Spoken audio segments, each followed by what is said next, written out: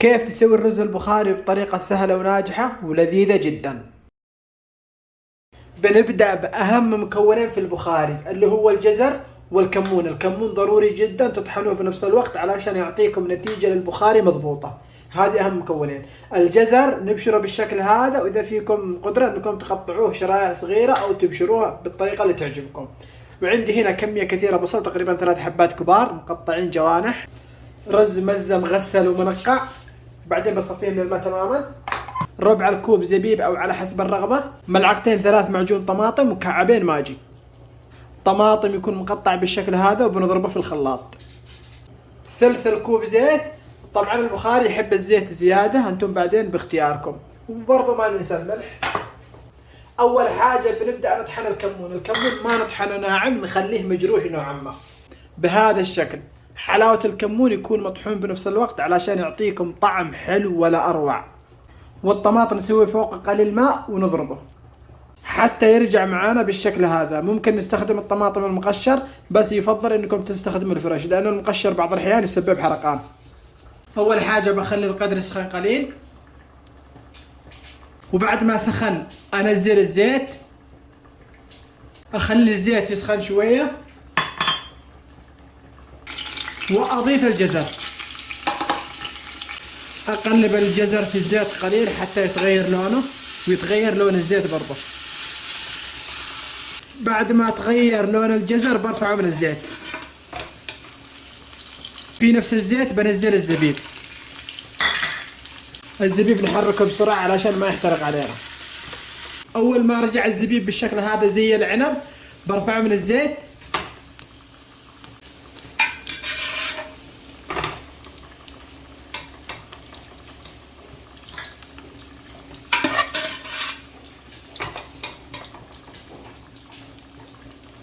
وفي نفس الزيت بضيف البصل.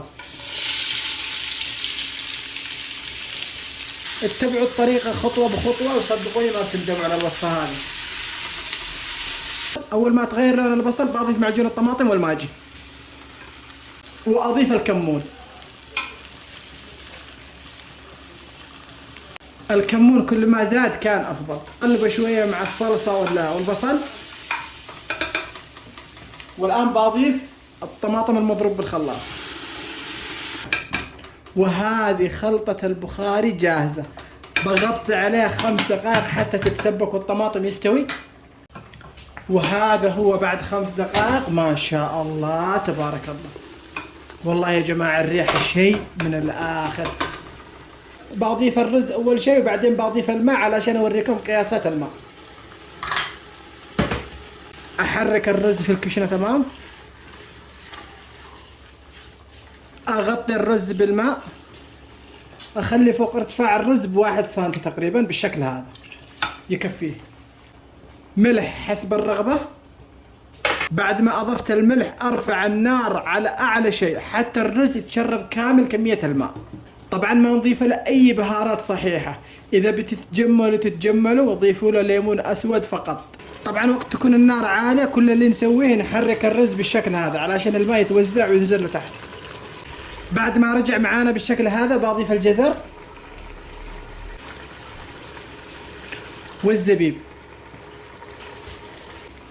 واغطي عليه لمدة 12 دقيقة على نار هادئة جدا. وبعد 12 دقيقة اول حاجة اذكروا الله وصلوا على النبي. شوفوا ما شاء الله تبارك الله، يا سلام. بقدمه مع دجاج الشواية. ارفع الزبيب والجزر اللي بالوجه،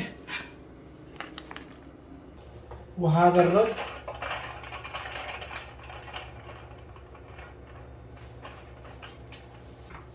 شوفوا لي ما شاء الله تبارك الله كل حبة وحبتها. والزبيب والجزر بالشكل هذا من فوق. وهذا دجاج الشواية.